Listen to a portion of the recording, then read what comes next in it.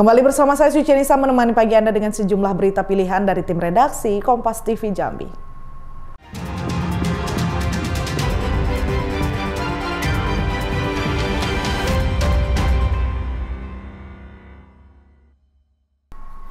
Saudara, nenas salah satu buah yang paling banyak di Kabupaten Muaro Jambi.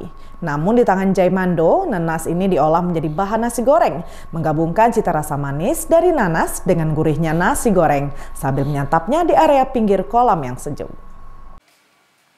Nanas salah satu buah yang paling banyak di Kabupaten Muaro Jambi. Namun di tangan Jaimando, nanas diolah menjadi bahan nasi goreng, menggabungkan cita rasa manis dari nanas dengan gurihnya nasi goreng sambil menyantapnya di area pinggir kolam yang sejuk. Hidangan ini populer di berbagai negara Asia Tenggara, terutama Thailand, dan semakin digemari di Indonesia, salah satunya di Jambi. Keunikan nasi goreng nanas yaitu perpaduan rasa yang unik, sedikit asam, rasa manis dari nanas berpadu sempurna dengan gurihnya nasi goreng, menciptakan sensasi rasa yang menyegarkan. Tampilan yang menarik, nasi goreng nanas disajikan dalam wadah nanas, memberikan tampilan yang menarik dan menggugah selera. Selain itu, nasi goreng nanas kaya akan vitamin C. Membuat nasi goreng nanas, itu yang otomatis bahan bakunya itu dari nanas, ada kismis dan bubuk kari. Dan pakai dengan kondimennya itu pakai udang yang ukuran udang agogo yang sedikit lebih besar dan diberi tepung lalu kita goreng sama telur mata sapi. Karena kita ingin beda. Jadi kita mungkin membuat nasi goreng itu dari campuran dari buah-buahan. Sehingga ada rasa asam dari buah nanas, biar lebih ada di nasi goreng itu ada lebih bervitamin dari buah. Gitu. Ini sedikit berbeda, di sini ada rasa nanasnya yang asam itu dengan tambahan sedikit pedas dari bubuk kari. Jadi kari ini bubuk kari yang seperti masakan India gitu, masakan bubuk kari Malabar gitu. Sedangkan bahan yang dibutuhkan untuk nasi goreng nanas ini adalah nasi putih, nanas segar, dipotong dadu, ditambah kismis telur. Sedangkan bahan yang dibutuhkan untuk nasi goreng nanas ini adalah nasi putih, nanas segar dipotong dadu, ditambah kismis, telur, udang dan cabai yang sudah diiris.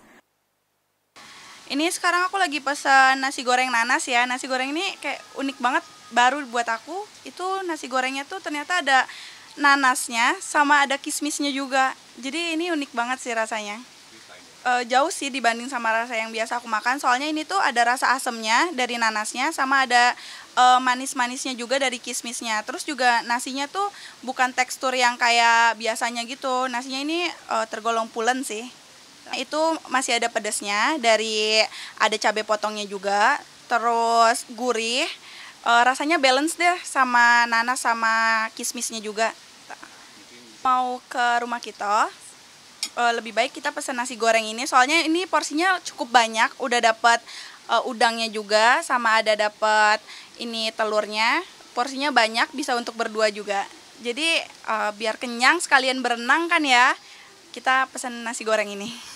Di sini sih suasananya sejuk banget, terus rimbun, ditambah lagi ada pemandangan kayak kolam renang yang di belakang ini. Itu bikin suasana makan sambil nongki-nongki cantik atau santai itu jadi lebih syahdu sih. Nasi goreng nanas adalah pilihan yang tepat untuk hidangan yang lezat sambil menikmati suasana yang menyegarkan. Selamat mencoba. Jumadi, Kompas TV Jambi. Saudara, Taman Remaja dan Tugu Keris Siginjai Jambi, salah satu pusat objek wisata yang ada di pusat kota Jambi. Lokasi yang rindang dengan pepohonan, ditambah dinginnya hembusan angin membuat warga betah datang ke sini. Bahkan di sini tidak dipungut biaya. Taman Remaja dan Tugu Keris Siginjai Jambi, salah satu pusat objek wisata yang ada di pusat kota Jambi. Lokasi yang rindang dengan pepohonan, ditambah dinginnya hembusan angin, membuat warga betah datang ke sini, bahkan tidak dipungut biaya.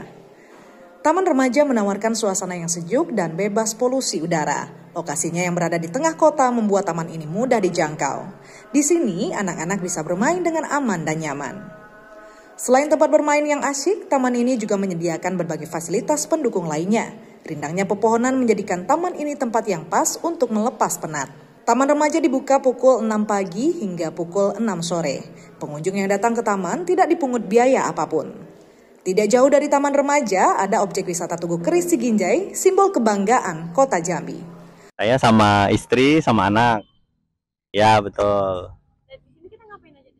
Tadi sih jalan, paling ajak anak tuh ke apa patung-patung gajah, harimau, duduk-duduk makan kue sebentar, habis tuh ke sana tuh yang dalam yang lebar tuh.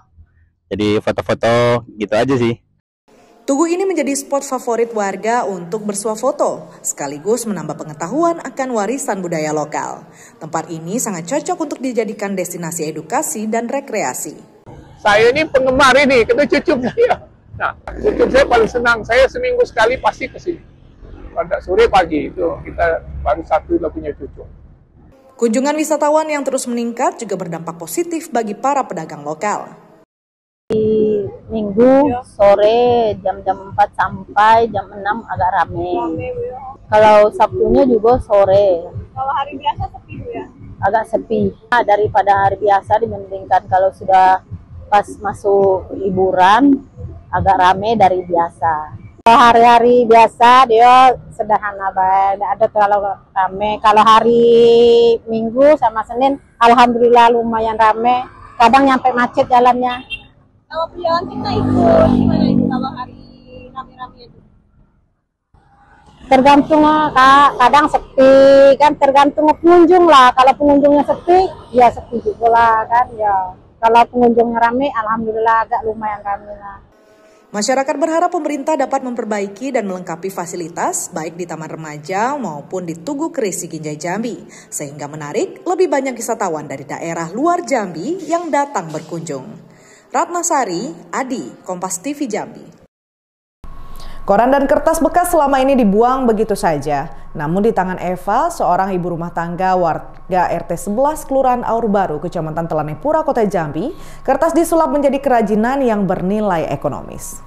Koran dan kertas bekas selama ini dibuang begitu saja.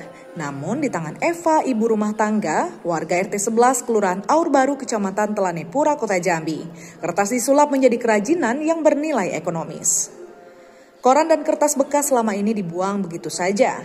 Namun di tangan Eva, warga Kelurahan Aur Baru, Kecamatan Telanepura, Kota Jambi, koran disulap menjadi kerajinan yang memiliki nilai ekonomis yang cukup tinggi. Eva memproduksi koran bekas buat kerajinan miniatur khas Jambi seperti Tugu Keris, stupa candi, pakaian adat Jambi, dan kapal Seloko Jambi dengan menarik. Kerajinan khas Jambi ini menarik minat warga membeli untuk oleh-oleh. Selain itu, Eva juga memproduksi tempat minuman air, vas bunga, tas, dan pengantin Jambi. Harga ini dijual cukup murah, mulai dari Rp30.000 sampai Rp300.000. Saat ini pemesanan baru di provinsi dan terus berkembang ke luar daerah. Kita usahanya bergerak di bidang kerajinan kria yang berfokus kepada kerajinan daur ulang kertas. Usaha kita ini dirintis awal mulanya 2019. Itu awal mula merintis.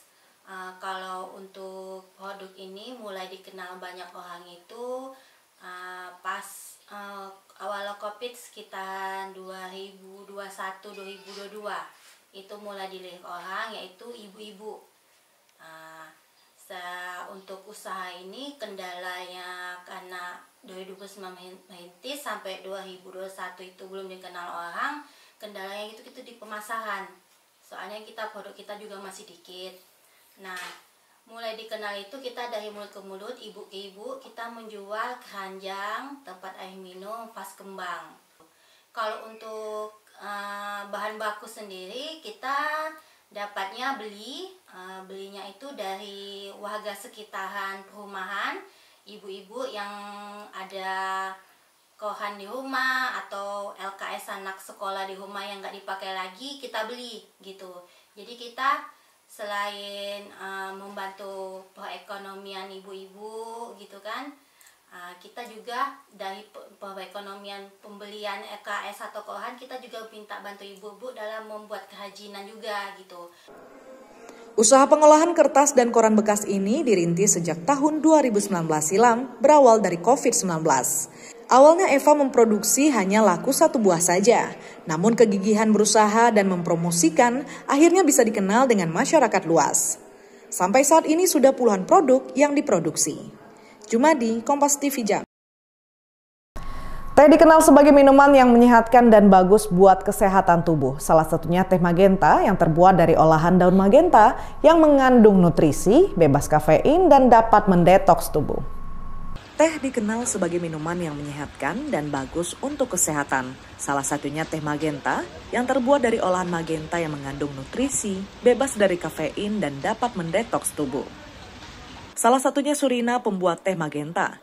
Usaha ini dirintis sejak 2019 silam saat COVID melanda kota Jambi. Awalnya, teh magenta ini dijual sebagai obat untuk warga yang terkena COVID. Rasa pahit dan kandungan herbal yang dimiliki teh magenta diyakini bisa meningkatkan imun tubuh. Banyaknya permintaan warga saat itu, Surina terus mengembangkan usahanya sampai saat ini. Daun teh magenta ini diperoleh dari petani. Proses pembuatan teh magenta ini cukup mudah dan tidak perlu menggunakan banyak tenaga. Pertama, daun magenta dilakukan proses pencucian, setelah itu dilanjutkan ke proses pengeringan. Daun teh magenta yang sudah kering dimasukkan ke dalam oven selama 8 jam sampai daun benar-benar kering untuk mendapatkan hasil yang sempurna. Selanjutnya daun yang sudah di oven dilakukan proses penggilingan menggunakan mesin khusus. Daun yang sudah halus selanjutnya siap untuk proses pengemasan. Selain teh magenta, Rajo Herbal juga memiliki sejumlah produk lainnya seperti kopi lanang, gula aren, teh sungkai, minyak balur cafi, dan lainnya. Halo, hai. Perkenalkan, nama saya Surina, salah satu founder dari PT Anugerah Rempah Nusantara dengan brand nama Rajo Herbal, di mana produk-produk kami berupa teh magenta, teh sungkai, ada bandrek original berupa gula aren dan bandrek susu etawa. Kemudian ada juga kopi tunggal, ya.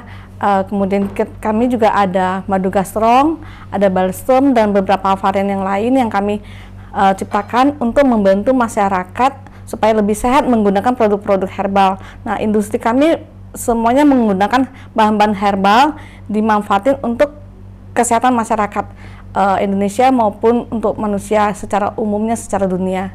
Untuk harganya 30.000 per bungkus, satu bungkus isi 10 saset. Saat ini kami memasarkan lewat TikTok Live, Shopee, marketplace kami di Shopee juga ada sama TikTok Live. Kami ada juga buyer yang menampung dari hasil kami magenta. Ada 2 buyer ya.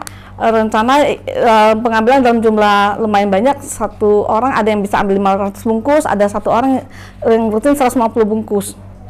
Produk teh magenta herbal ini telah diakui oleh konsumen. Salah satunya Risma Laisma mengatakan teh magenta ini telah banyak memberikan manfaat kepada tubuhnya.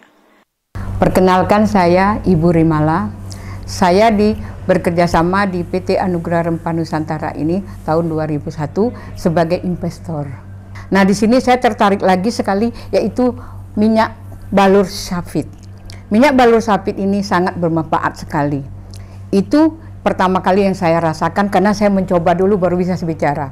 Jadi ada teman saya tangannya tuh nggak bisa naik, sudah berapa minggu. Setelah saya balurkan dengan minyak ini, alhamdulillah juga sehat. Lina, salah satu petani teh magenta, mengatakan proses awal hingga akhir daun teh magenta bisa dipanen membutuhkan waktu 2 hingga 3 bulan. Saya sebagai petani magenta. Jadi apa yang menyebabkan saya menanam magenta dan yakin terus membuatnya berkembang biak lebih banyak? Karena saya dari Aceh. Kalau di Aceh itu tanaman magenta itu menjadi obat sehari-hari untuk menjaga kondisi tubuh, untuk mengatasi penyakit. Bagi kaum Tionghoa di Aceh, belum menyebar ke suku pribuminya ya. Jadi khusus untuk orang Tionghoa. Di kebun saya ini ada namanya magenta, atau nama Tionghoanya biasa di Aceh disebut tuh Fongsisien. Ada Fongsisien nih, coba ketika dinengok di jurnal nggak ada nama Fongsisien nih, nggak keluar di Google. Ketika kami foto ini daunnya, kami nengok di Google, keluar namanya magenta plant. Nah, yang sudah ada penelitian di Bali, karena tanaman ini banyak tumbuh subur di Bali. Jadi di Bali sudah dilakukan penelitian untuk ini. Jadi magenta ini perlu proses 1 bulan baru bisa dipindahkan. Nah, setelah dipindahkan ke dalam tanah atau ke wadah lebih besar, menjelang 2 bulan itu kita sudah bisa petik hasil. Tapi sebagus-bagusnya kita petik ketika umurnya 3 bulan. Saat ini teh magenta dijual di Kota Jambi dengan harga Rp20.000 per bungkusnya. Ratnasari, Adi, Kompas TV Jambi. Saudara, untuk menyelamatkan lingkungan dari sampah popok bayi dan pembalut wanita, ibu rumah tangga membuat popok bayi dan menspet dari kain yang sehat dan ramah lingkungan, serta menghemat pengeluaran ibu rumah tangga untuk membeli popok. Kehadiran seorang bayi merupakan sebuah anugerah. Sebagai orang tua, tentunya mempersiapkan berbagai peralatan dalam memenuhi kebutuhan si kecil, salah satunya popok. Sampai saat ini popok berbahan plastik sekali pakai masih menjadi pilihan utama warga lantaran mudah. Sedangkan fakta di lapangan, popok berbahan plastik sekali pakai menjadi penyumbang sampah terbanyak. Perlu ratusan tahun agar popok plastik ini hancur. Banyak anak-anak bayi dan pasangan muda setiap hari membuang sampah pampers plastik yang tidak hancur dalam waktu dekat, serta remaja putri yang menggunakan pembalut dibuang begitu saja. Untuk mengatasi masalah sampah pembalut wanita dan popok plastik bayi ini, Rini Juniarsi, ibu rumah tangga, warga Perumpuri Arza 1 Mendalo Darat, Kecamatan Jambi Luar Kota Kabupaten Muaro Jambi, membuat menspet perempuan dan klodi untuk bayi menggunakan bahan kain yang ramah lingkungan. Selain mendapat keuntungan ekonomi bagi kebutuhan keluarga, Rini Juniarsi ingin berkontribusi untuk menyelamatkan bumi. Rini Juniarsi menceritakan usaha rintisannya berawal dari banyaknya sampah popok sekali pakai dan pembalut wanita di lingkungan tempat tinggal. Ia mencoba mencari solusi bagaimana sampah popok sekali pakai ini tidak merusak lingkungan. Muncullah ide membuat klodi bayi atau popok dari bahan kain yang sehat dan ramah lingkungan. Awal pembuatan klodi bayi dan pembalut wanita ini, Rini Juniarsi sering gagal. Bahkan untuk satu klodi bayi saja bisa membutuhkan waktu 2 minggu. Namun dengan tekad yang kuat, akhirnya bisa mencari solusi dan cara efektif. Saat ini ia bisa memproduksi 23 pieces untuk satu klodi dalam 1 hari. Dalam pembuatan klodi bayi dan pembalut wanita, butuh kehati-hatian dalam mengukur dan menjahit agar konsumen bisa nyaman menggunakannya. Produk buatan klodi dan menspet untuk wanita ini sangat menguntungkan, di mana produknya bisa dicuci dan tahan selama 2 tahun, sehingga bisa menghemat penggunaan uang bagi ibu rumah tangga. Klodi kain ini 1 tahun hanya mengeluarkan uang Rp600.000, sedangkan menggunakan pampers bisa mengeluarkan uang jutaan rupiah selama 2 tahun.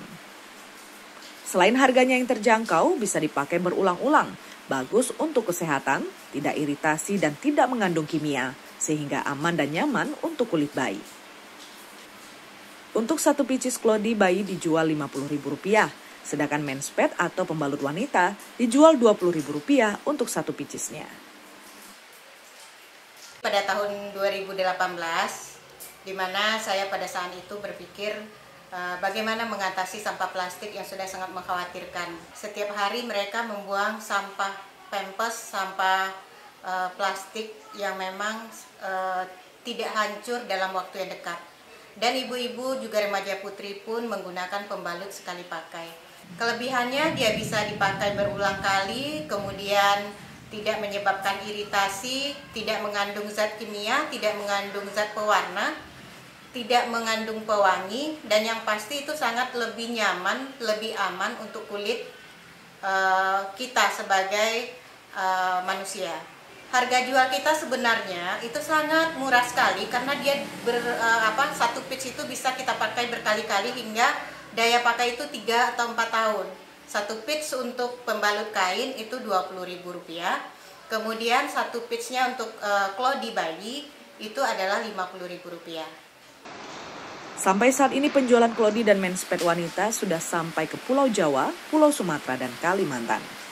Jumadi, Kompas TV Jambi. Saudara, liputan tadi sekaligus menjadi penutup perjumpaan kita dalam Kompas Jambi sepekan kali ini. Saya Suci Nisa mewakili seluruh tim redaksi yang bertugas, undur diri dan berterima kasih atas perhatian Anda. Sampai jumpa, Kompas TV, independen, terpercaya.